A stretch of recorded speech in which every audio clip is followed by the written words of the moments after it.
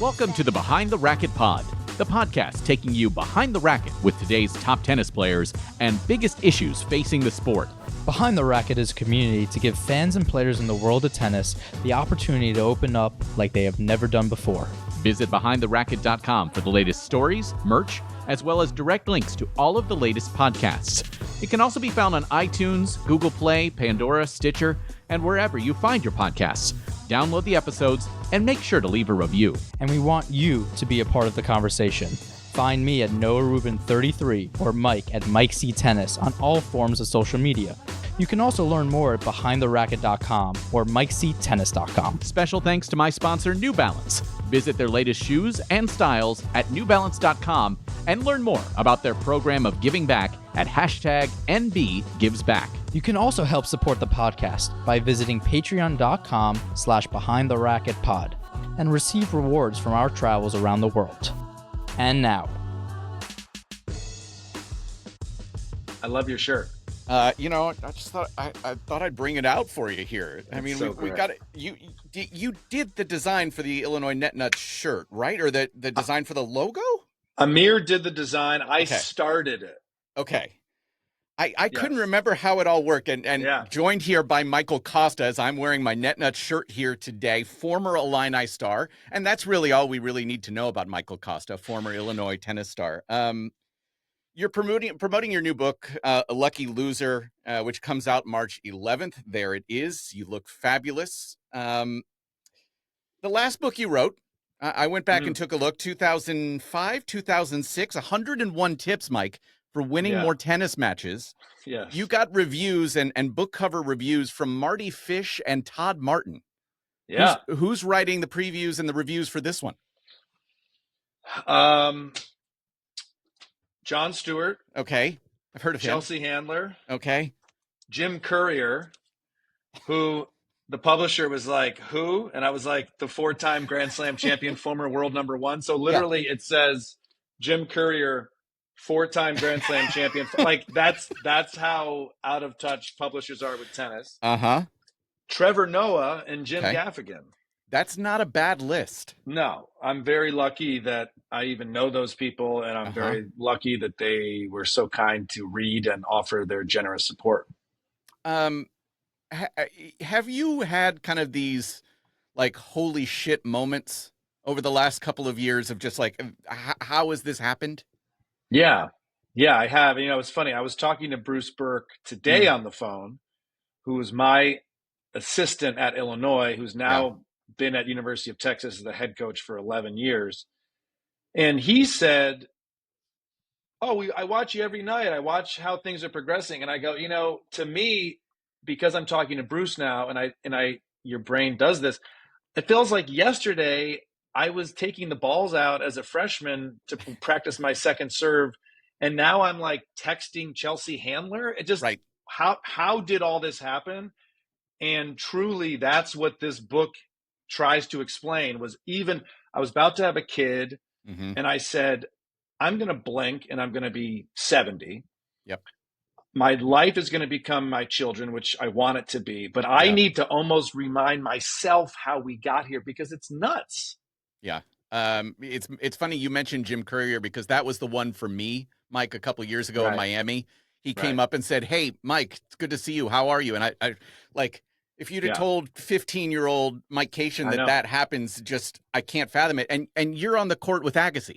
Like, the tennis component, before we talk about some of the comedy stuff, the tennis component of what you've gotten to do, right? I imagine you're 14, 15, 16, you're a nationally ranked recruit getting into that college process. I mean, you're thinking about where your professional tennis career is going to go, the expectations as a player.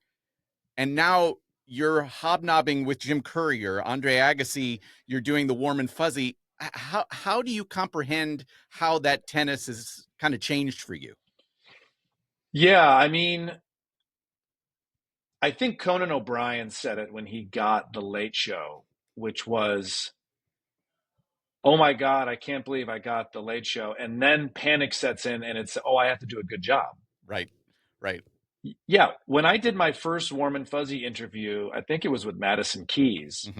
And I just was like, staring at her. And she was like, "Are you going to ask me a question?" And I was like, "I'm sorry. I've been watching you play tennis forever. I'm a fan of yours." And then it was like, "Hey, Michael, do your job." Right. So and you know this too, you have to step up. Yes. Stop being a fan and start doing your job. That was particularly hard a few weeks ago, playing doubles with Andre to raise money for Western North Carolina. And I kept saying, I hope they hit it to his backhand because I want to see his backhand this close up. And which how I was had it? sprained, I How had was sprained it? my ankle. What's that? How was the backhand close up? It's like watching someone shoot a cannon. I mean, and this is a guy who probably would admit to you he hasn't played competitive tennis in a long, long time. Right. I had sprained my ankle the week before, and I figured if there's ever a time to play doubles when your ankle sprained, it's with Andre. Right. Now, before we played, he said, "Michael, just so you know, my back is hurt. My back is hurting. Can you cover me?" And it's like, well, we're going to be a hell of a team. That obviously was an incredible event, and it looks like you're appreciating those moments right now, Mike. I mean, obviously the work is one thing, but that appreciation of what you have accomplished has to be mixed in there. Yeah, and thankfully, as a 45-year-old man who's humbled every day by children and life, I do take the win sometimes. Yeah. I do take a deep breath and go, oh my God, I'm talking to Emma Navarro and Jessica Pegula right now. Yeah. It blows me away. It's so cool. This is a dream of mine. My sister, Christy, who's been with me through my comedy career my whole life, she also says, Michael, are you seeing what's happening right now? And I go, you're right. You're right. This is cool. I've been talking to Jim Gaffigan today. This is insane. Yeah. So yes, take the wins. And younger Michael wouldn't have taken the win. He would have been too focused on the next thing. No, I'm trying to enjoy it. It's always good to be reminded, though. Yeah, and it's such an interesting, into the comedy side, right? You have to constantly be grinding. You've talked about it quite a bit, the same as when you're playing 35 weeks as a futures player. It's that constant hustle, and it's really hard to kind of focus on the moment. But you talk all the time about that idea of creating your own luck, right? That work that pays off and allows you to have those moments and allows you to have those opportunities. Yeah, it's very similar to tennis in the sense that if you put in the work, if you keep playing break points well, if you will get one. You will get one. I remember like in LA, when I moved to LA, I just felt like, man, I keep doing these comedy sets and I keep crushing. I keep doing great. Mm-hmm. And it's like, I'm not doing that to get something, but also, can I get something? Right. And, and eventually the phone rings. Eventually the phone rings again. Hey, we saw you. Can you do this? Hey, and it's like, trust the process, trust the work, but also you have to love it. You do have to love doing comedy. Part of what I talk about in this book, Lucky Loser, was the love of tennis started to really wane. And that's when I got scared. That's when I got scared because it's like, if you're not loving it, it's too hard otherwise. When was that moment for you? It was after I blew this 5-1 lead in South Korea in the third set. And I flew home and I made a personal inventory of where I was both as an athlete and financially. Yeah. Because that's the other thing no one ever wants to talk about. Do you have any money? I had like $4,000 and 10 ATP points. But what I really was lacking was belief. And if you don't have the belief, you can't do it. You can't do it. And so that's when I decided to start looking for other opportunities, and the universe answered. Within 5 days, I was the University of Michigan assistant men's coach. I remember that. I was heartbroken myself just a little bit here wearing this orange and blue outfit right now. Sure. But it seemed to work. I mean, it was a trip back home for you as well. And I'm going to get back to Illinois here in a second. Don't, but listen, Michigan had that opportunity where Bruce seemed to give you some space there to allow you to explore some other ventures. He really did. I mean, he didn't give me any space between 6 a.m. and 6 p.m. But after 6 p.m., I could get in the Buick LeSabre and drive to Lansing, do an open mic, go to Detroit. Yeah. One of the things I liked about Ann Arbor was there was a major city within 30 minutes. There was an active comedy scene. I didn't realize how much I kind of was concerned about that until I really settled down and I said, oh, I can go do an open mic every single night. Yeah. Now, eventually, I pushed Bruce too far. And I said, I know we're playing Purdue, Indiana this weekend, but I got into the Washington, D.C. Comedy Festival. Can I go do that instead? Yeah. And he said, are you out of your mind? You're a paid employee of the University of Michigan. You're the assistant coach. And Mike, you'll appreciate this. I did not do the festival. I went to the matches as I should have. Yes. But Indiana comes down to the deciding match. My player, I'm on the court with him. I coach him through the win. So yeah, there we go. I mean, it was just Purdue and Indiana, though. Really, I mean, that's true. Yeah, well, for Michigan at the time, those were matches we could lose. Yeah, that was that's exactly. So at Illinois, you and I obviously both have a pretty personal relationship with Craig Tiley, you as coach. He gave me lessons when I was 15, 16 growing up in Champaign-Urbana. Your viewpoint of him, how has it changed? You know, that idea of that it's one thing, the personal relationship you have with Craig, with Allie. How do you view him now on the professional side, especially everything that happened a couple of years ago with Novak in that situation? Yeah, I mean, I'm listening to you, but I'm trying to find you. There's literally a chapter here called "The Coach." There you Craig go. Tiley. Yeah. Look, my relationship with Craig is wonderful and complicated. Yeah. I describe Bruce as a cannon, hard to move, but if done the right way, it can have extreme force and get a lot of stuff done. Yes. And I describe Craig as a machine gun, a diplomat, a father figure, a mosquito, a politician, a businessman. I mean, he's so many things. He, at one point when I was playing futures, making no money, grinding, he left me a voicemail that said, hey, I just watched this comedian on TV and you're way funnier than him. Yeah. You should think about doing comedy. Last year, I was at Kevin Anderson's charity event. I'm talking to the photographer, Kenny Kim. Yes. Kenny goes, Craig called me 10 years ago and said, hey, you're pretty good at taking pictures. Maybe you should do photography. I mean, it's like he plants these seeds in us. He believes in us. He pushes us. And we have so much confidence in him that it helps happen. So that being said, sometimes when I see him, if I'm at the U.S. Open, I maybe walk the other direction. How come? Why?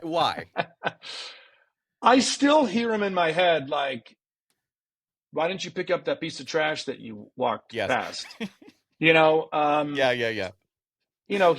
I put him on a pedestal, and for good reason. He was very effective, but it was complicated. And, we're not talking like Bobby Knight stuff where sure, of course, I have night terrors of him, but he was our boss and an effective boss. And sometimes that comes with baggage. Yeah. And I think he's aware of that, and he knows, and he's tried really hard with his former players to make it more friendly, but old habits die hard. Yeah. I will say, Mike, I don't know that I've learned more about being a professional from anyone in my life than Craig Tiley. Just for sure. The idea of surrounding yourself with good people, surrounding yourself and putting yourself into places, everybody on your team in a spot where they can be the most successful versions of themselves, whatever that may be.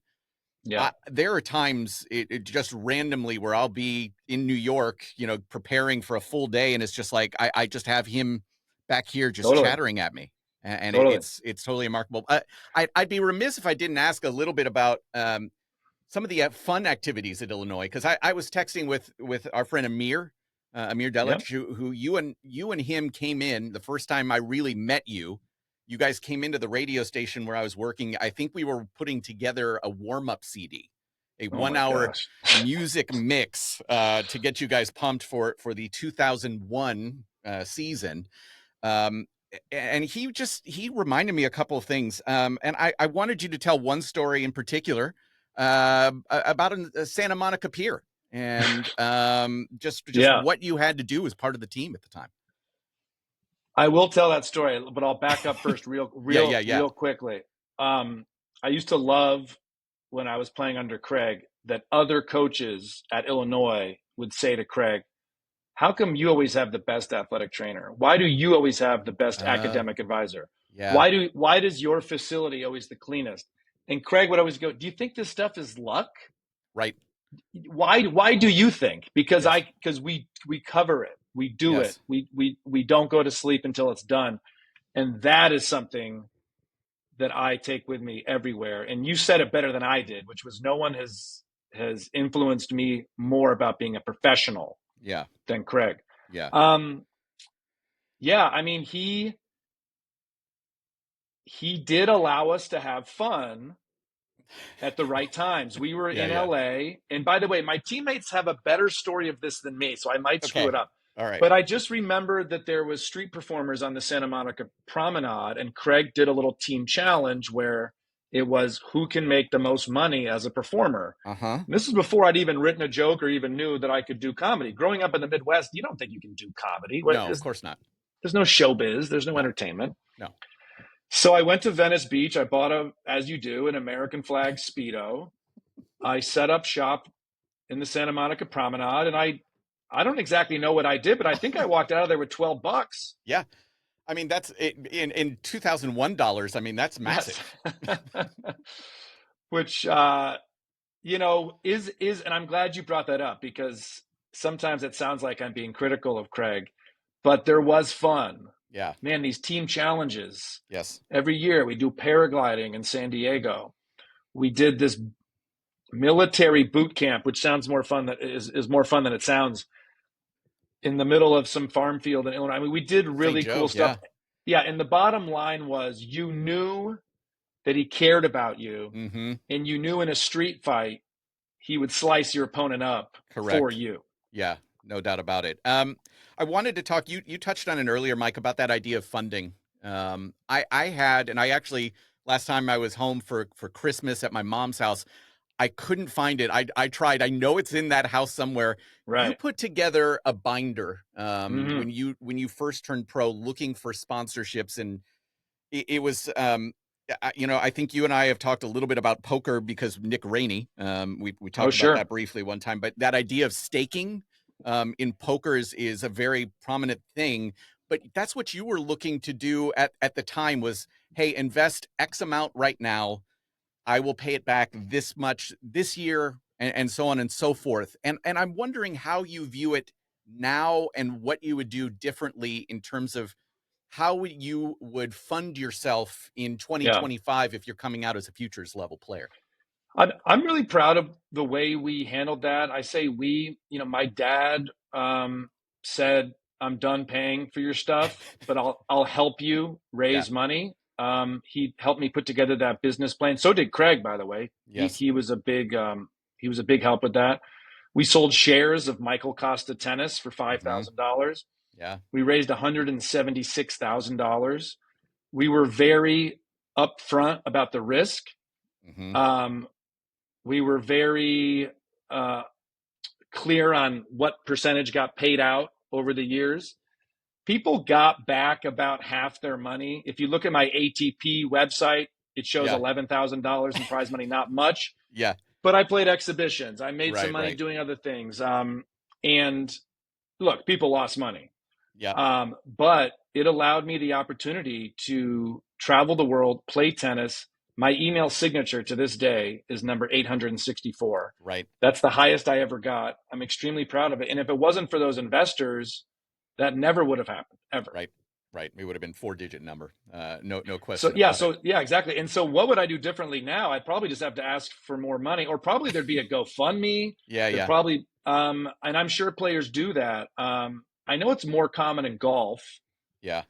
But it was a really important learning experience. If you want to do this thing, if you want to chase your dream, guess what? There's a money component. So as you move over and start chasing your dream on the comedy side, Mike, I have memories here of some of those early shows. I went and saw you in Peoria, I think Indianapolis as well, really early Me and Alex Voss, if you remember Yeah. Voss, Yeah. we would travel down. He was one of your managers, I believe, at your senior year. Yeah. Some of the stuff you did then, 2005-ish, 2006-ish, some of the stuff I was doing on radio at the time, we can't do anymore. I mean, it's, and I think that's true of anybody who was in the comedy entertainment world 20, 25 years ago. How do you reckon with some of that knowledge of some of the things you maybe wish you could have done a little bit better at that stage? Yeah, what's tricky about comedy is your training is public. You know, you're failing and your training is in front of people. My intentions were good and pure. That's really important. Yeah. I think if people look back on a joke, you know, I mean, I remember a joke I did for 5 years that I sold T-shirts around. I know what it is. I have a it's inappropriate. Yeah, right. It is funny though. So the bottom line is, you know, Jay Leno has said this many times: if it's funny, you can get away with it. Yeah. The problem is you don't know if it's funny until after you say it. Yeah. So I try really hard, and we even do this at the Daily Show too, which is where I am right now at our offices, where we can get really bogged down in policy, feelings, societal expectations, and we sometimes have to back up and go, is this making people laugh? That's the most important thing. So you sometimes get it right, you sometimes get it wrong. I look back at my jokes now and I go, oh my God, I can't believe I did that. But that's the sign as an artist that you're progressing and moving forward. If I loved everything I said back then, I haven't grown. Right. And I hate how my computer does I know that. the thumbs up thing. Yeah, I know. Nobody knows how to turn it off. It's impossible. It's such an interesting time. I'm a big fan of the Mark Maron WTF podcast. I listen religiously and have for 10 years or so. And the idea of cancel culture within comedy now, Mike, is so it's so different, right? Because, you know, 5 years ago we were talking about canceling really shitty human beings, really terrible people for doing awful things, and now it's almost like the idea of those conservative comedians are using it as, oh, they're trying to cancel me, when it's just repercussions for some of the things you said. And how do you contend with that now as a comedian and in trying to find that balance of straddling a line politically? Yeah. I mean, you want tension, because as a comic, you then get to release it, hopefully, with a good joke. So one of the things I love about Bill Burr is he kind of gets you into these topics that you're like, don't go there, dude. Don't do it. Don't do it. But that feeling is what he plays with. Yeah. Jon Stewart always says, when people ask him about a joke, or aren't you better than that, John, or you made a mistake here, he always says, it's interesting that you say this to a comedian but not a politician or an elected official or a CEO of a public company. Why are comedians held to a higher standard? We're literally clowns. And Ricky Gervais always says, there is freedom of speech. You just might have to deal with the consequences. Yes. So I'm not as worried, and I might eat this later in my life. I'm not as worried about cancel culture as it seems other people are worried for us comedians. I tend to think I rely on my training, my experience, do your best.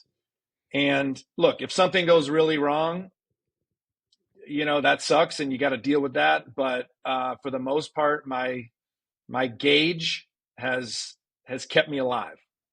I can't fathom, and again, going back to this 20 years ago, I never would have thought, Mike, that you would be going politically, into political comedy. I just, I can't fathom, where did that transition actually happen?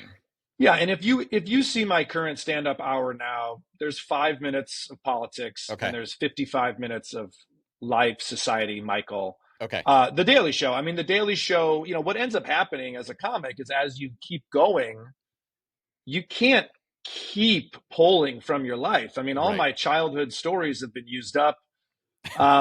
And that the beautiful part of politics is there's a new headline every day. Yeah, right. There's a new executive order. There's a new president, whatever.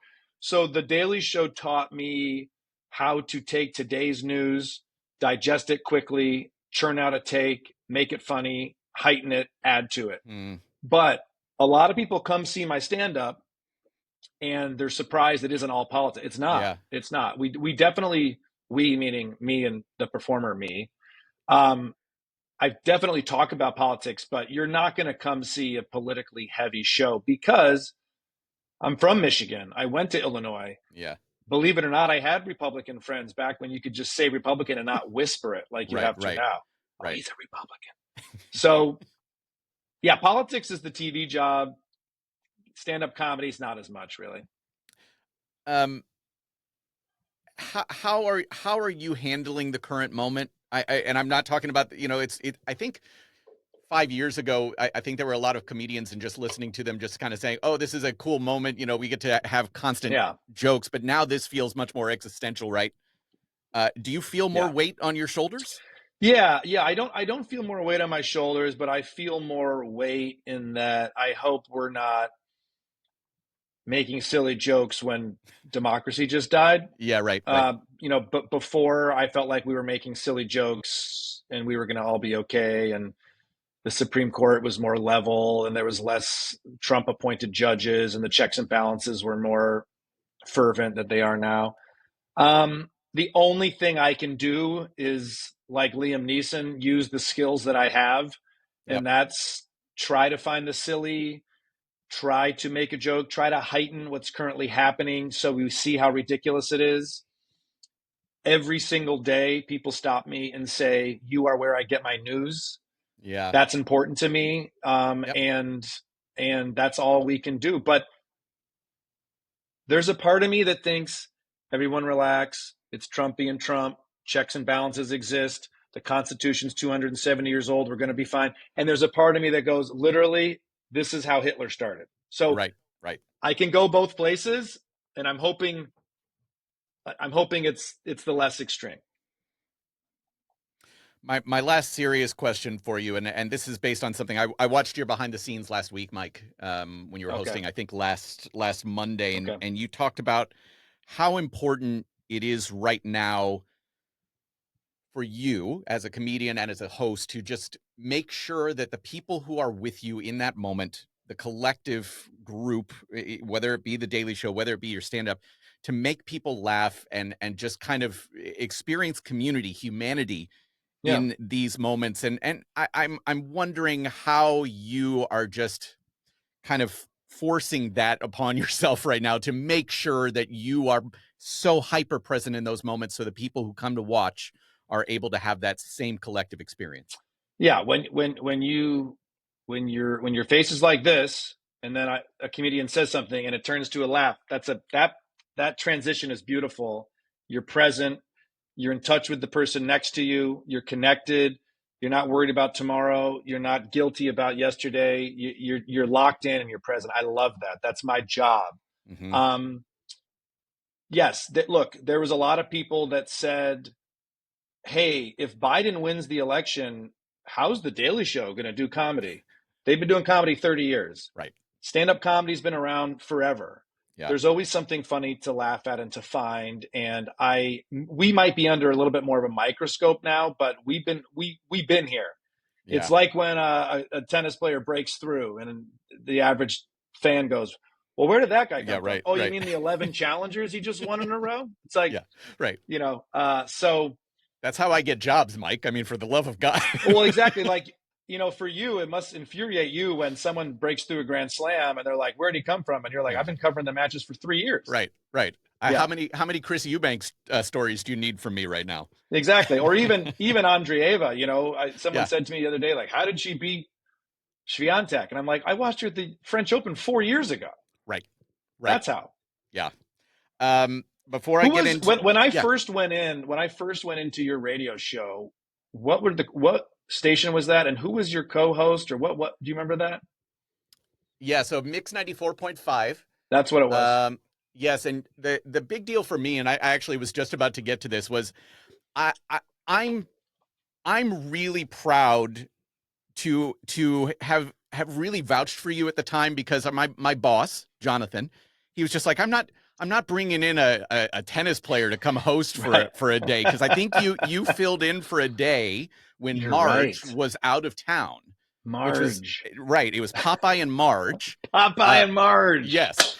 Popeye's in New York, and I tell you, he and I watched The Daily Show every single morning. The three of us, we watched The Daily Show every single morning during that stretch. And I know he watches you now, and it's like it's such a it's a mess for us just to like how that all happens. But like I'm so proud to have like just seen you develop into the person you are, because I know, just like we were talking about with Chris Eubanks, right? I got to see some of those initial moments where you were putting in the work and kind of like finding a voice, finding a little bit about who you were, and now getting to see it on that type of a stage is truly remarkable. So I'm just honored. We should do interviews more than every 24 years, because by the next one I might be dead. It's entirely possible. Everyone who I met played a role, and I remember starting as a comic, they said, "Are you comfortable doing radio?" And I was like, "I've been doing radio as a tennis player." Right. And that was because of you and Popeye and Marge. And also, let's not forget, Craig said, "Go." Yes. Craig was the one that said, "Oh, he'd be great. Yes. Go." I remember we even did like live hits. Like we would go to Culver's Frozen Custard and do, I mean, what tennis player is doing live media hits? Yes. So I feel very much like I got to this position through hard work, but so many different people and exposing me to so many different things helped me. And that is something I won't forget, walking into that studio with Popeye and Marge and you and being like, what is this? How did I get here? Yeah. Right. And here we are. Here we are. All right. So we wrap up with what we call the Fast Four. Scoring is not really actually going to matter here in the Fast Four, but we've got 4 quick hit questions for the Condor himself, Michael Kosta. Question number 1, that was his college nickname. I'm not just making that up out of thin air. Question number 1, who is the comedian you always stop to watch if it pops up on your Instagram Reels or TikTok? I already said his name, Bill Burr. Level of difficulty. You know how with the divers, they have levels of difficulty? Yes. You know, he'll start doing a joke, and I'm like, Bill, are you defending Tiger Woods' adultery right now? Right. Are you actually doing this? And at the end, I'm laughing. Are you, his level of difficulty is so high. I just so appreciate his willingness to attempt, and not only attempt, succeed. Yeah, he's incredibly impressive. Okay, question 2, who is the tennis player you always have to stop to watch at this stage? 3 years ago, I finished at Indian Wells with Tennis Channel early. Yeah. And as I was walking to my car, I noticed last round qualifying was happening. And I said, this is what I want to watch. Mm-hmm. The people who are trying like hell to get in the tournament. 11 fans. Yes. What did their laundry the night before. And I watched Maxime Cressy serve and volley both serves his way into the tournament. And he had a little bit of a run there. Yeah. I don't know where he's at now. You would know better than me, but it's not good. Oh, shoot. That stinks. Yeah. I loved watching his bulldozer attack at all times. Yes. So I know that's not a silly answer because he's a great player. That's not what you were expecting, but I just love that style of play. I mean, Max Murney was another player that did that for me. All right. What happened to Cressy? The consistency is just kind of fallen off. I mean, it's pretty standard stuff, right? I will give you another one to watch now along those same lines. Johannes Monday was actually a guest on our podcast a couple of weeks ago. Okay. Lefty, serve and volley, went to Tennessee. He's British. He's legit. I'm calling that. He's told me he's going to win 4 challengers this year and break top 100. So I love that. My hat's off to him. Okay, question number 3. He's writing his name down. Johannes Monday, Jomo. Okay, got it. Okay. I don't think you actually wrote that down, but I'm going to allow it anyways. No. Favorite Futures event you ever played? Oh, man. Godfrey. Yeah, not God. I mean, Godfrey was great. I liked Godfrey a lot. I had housing in Godfrey. They even did a money booth at one point, and the people who were in charge liked me and they pretended like it was a random raffle, but I actually got it. And I think I got like $300, which meant I could, stay in a nice hotel the next week. Super 8. Possibly. Yeah. I mean, look, I loved the fast, hardcore, hot American summer future because I was fit. Yeah.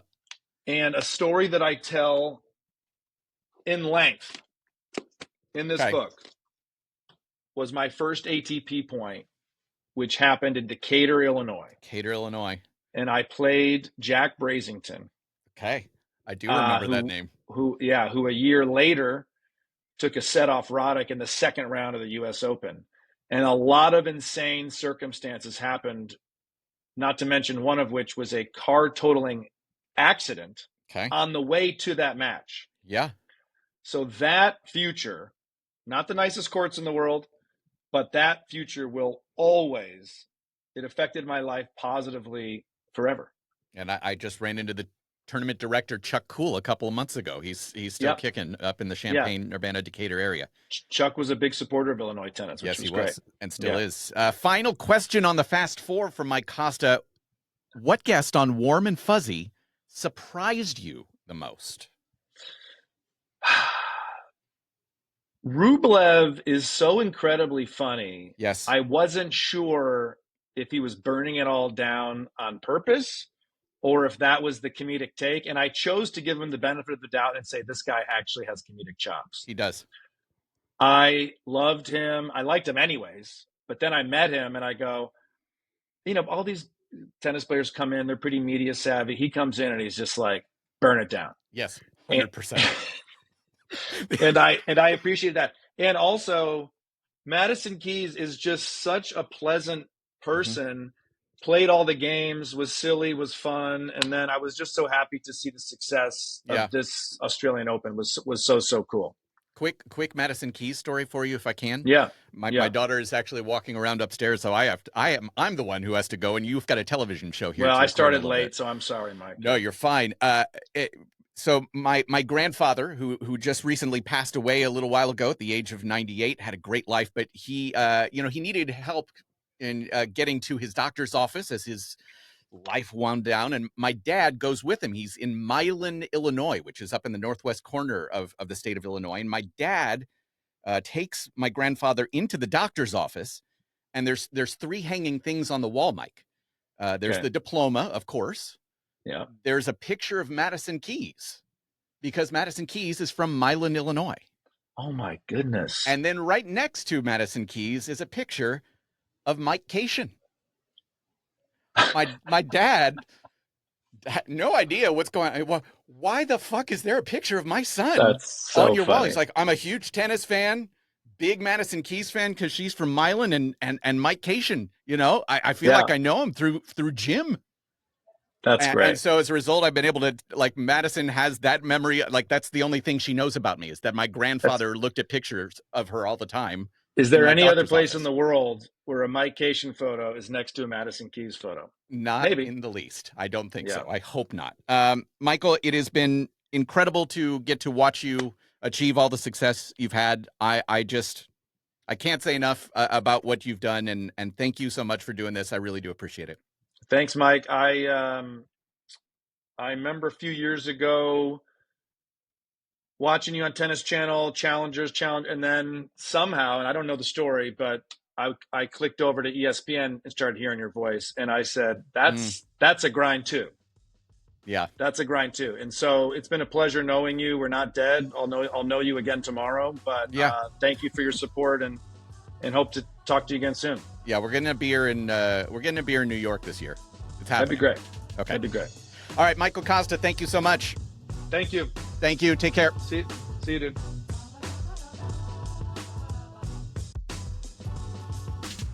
The show might be over, but the conversation isn't. Join us on social media at NoahRubin33, at Mike C. Tennis, and at Behind the Racket. Expect new episodes every Monday or Tuesday. And don't forget to leave us a rating on iTunes. It really helps us expand and reach more listeners as we take you behind the racket.